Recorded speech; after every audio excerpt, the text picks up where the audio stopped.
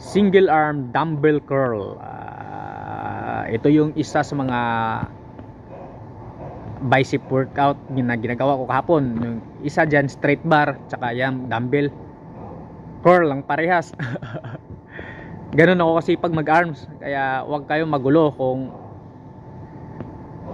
hindi ganun ka develop yung arms ko. Ayun na nga, yun niya yung sinasabi ko lagi, lalo na nitong nalalaman ko na mas superior ang legs i-develop kaysa ibang body part ng ating katawan. Kaya di na ako gaanong di na talaga ako nape-pressure pag sinasabihan ako na maliit yung shoulder ko, maliit yung arms ko.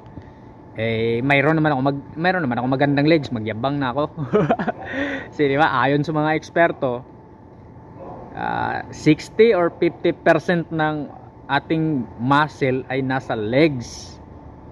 Tapos pangatlo sa pinaka-importanting body part o organs ng ating katawan ang legs. Ang una, puso. Pangalawa, baga. Pangatlo, legs. Ngayon, kahit pa pintasan nyo ng pintasan yung shoulder ko, saka arms ko, hindi na ako mape-pressure kasi nga alam ko may legs ako.